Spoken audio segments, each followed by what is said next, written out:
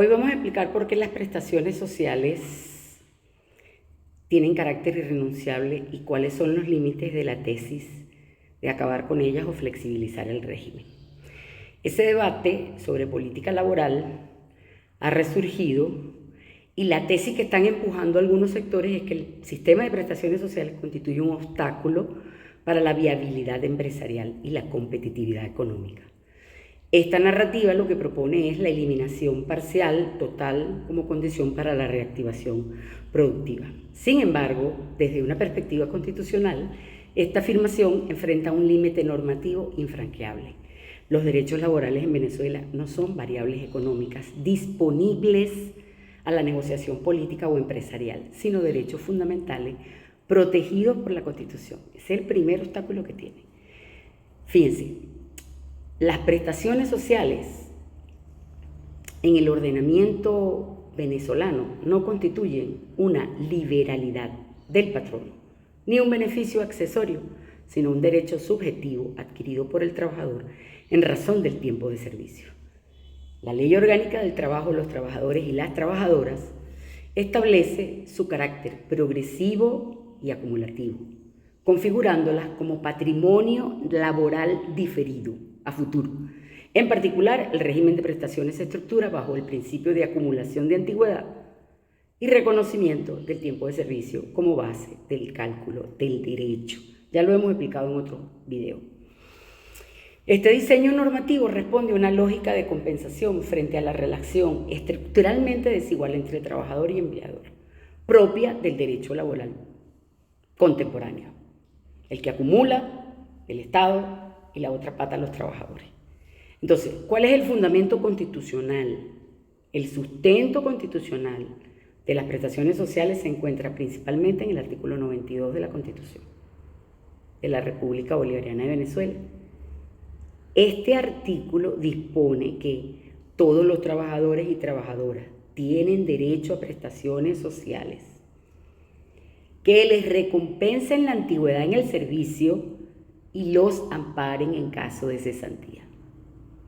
Este es un mandato constitucional y se complementa con otros principios estructurales del sistema laboral, como es el artículo 89, que consagra la irrenunciabilidad de los derechos laborales, la nulidad de cualquier acción que implique su menoscabo, el artículo 91, que establece el derecho a un salario suficiente que permita una vida digna, el artículo 93, que consagra la estabilidad laboral como principio rector. Esa es la base constitucional. En conjunto, todas estas disposiciones configuran el bloque de protección reforzada del trabajo que impide la regresividad de los derechos laborales. A eso se enfrenta esa propuesta. Ahora, hay un principio fundamental que es la irrenunciabilidad y la progresividad que está en el artículo 89, que establece expresamente que son irrenunciables los derechos laborales. Este principio se articula con el principio de progresividad y no regresividad de los derechos humanos. Además, en el artículo 19 de la Constitución está reconocido por el sistema no solo constitucional, sino el derecho internacional de los derechos humanos. En consecuencia, cualquier reforma legal que implique eliminación, reducción, desnaturalización de las prestaciones sociales debe estar evaluada bajo el estándar de prohibición de regresividad, lo cual limita severamente la posibilidad de reformas restrictivas o regresivas. Tengámoslo presente. ¿Ok? Ahora, uno de los argumentos más recurrentes en contra del sistema de prestaciones sociales sostiene que este incrementa los costos laborales y afecta la competitividad empresarial. No obstante, este razonamiento incurre en un error conceptual fundamental, porque confunde derechos fundamentales con variables de costo ajustables al mercado. El derecho al trabajo no se estructura sobre la maximización de la rentabilidad empresarial, sino sobre la corrección de una asimetría estructural entre capital y trabajo. Por ello, el legislador constitucional ha establecido un conjunto de garantías mínimas indisponibles, no puedes transarlas, Aceptar que la viabilidad empresarial justifica la eliminación de prestaciones sociales implica convertir derechos fundamentales en variables económicas negociables, prohibido por la Constitución. Trasladar el riesgo estructural de la actividad económica exclusivamente al trabajador. Si tú eres capitalista, invierte capital. Desconstitucionalizar el derecho del trabajo en favor de la lógica del mercado. Y la lógica del mercado no es perfecta, porque si no, no existirían los monopolios. Entonces, este enfoque es incompatible con el modelo de Estado social de derecho consagrado en la Constitución. Eso hay que tenerlo muy claro. Ahora, las prestaciones sociales, entendamos, desde la dogmática laboral, las prestaciones sociales pueden ser conceptualizadas como salario diferido o salario futuro. Es decir, es una porción del valor del trabajo que se acumula en el tiempo para ser pagada a finalizar la relación laboral. Esta naturaleza jurídica refuerza dos consecuencias fundamentales que debemos tenerlas en cuenta. No constituyen un gasto extraordinario como pretenden hacernos creer, sino que forma parte de la remuneración total del trabajador. Su eliminación implicaría una reducción indirecta del salario, lo cual vulnera el artículo 91 en cuanto a la suficiencia y la dignidad del ingreso laboral. Fíjense todas las implicaciones de una reforma regresiva. Entonces, estemos atentos. Las prestaciones sociales en Venezuela no son una carga opcional del sistema productivo ni un obstáculo a la actividad económica, sino un derecho constitucional de carácter irrenunciable, progresivo e intangible. El marco constitucional venezolano establece límites claros a cualquier intento de flexibilizar, regresar o eliminar el régimen laboral. Ya dijimos cuáles son los artículos.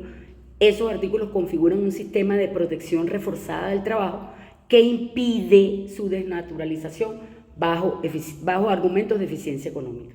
En consecuencia, la tesis de la inviabilidad salarial como fundamento para eliminar las prestaciones sociales carece de sustento constitucional al subordinar derechos fundamentales a criterios exclusivamente económicos, contrariando el modelo democrático de Estado social, de derecho y de justicia consagrado en la Constitución de 99.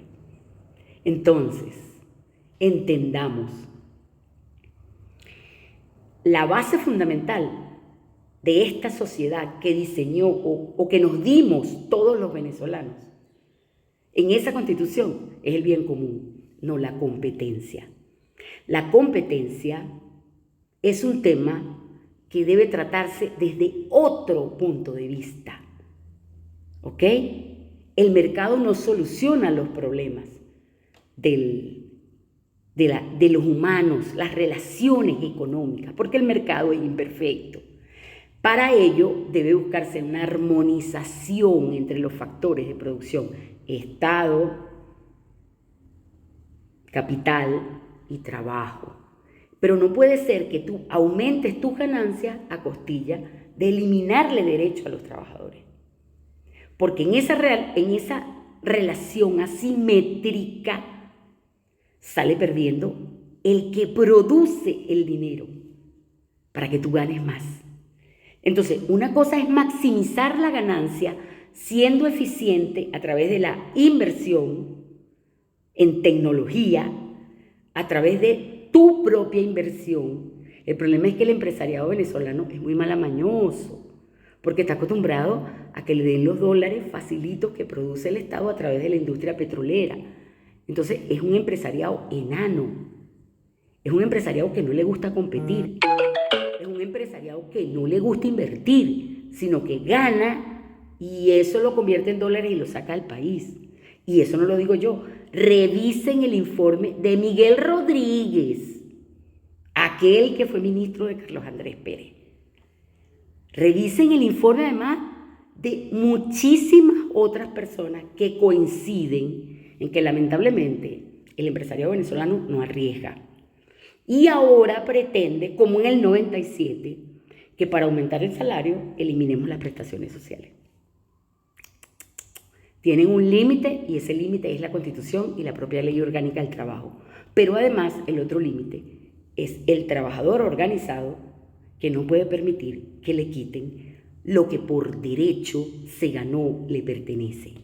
Entonces, lo más lógico es buscar una armonización, porque la gente no puede seguir viviendo de bonos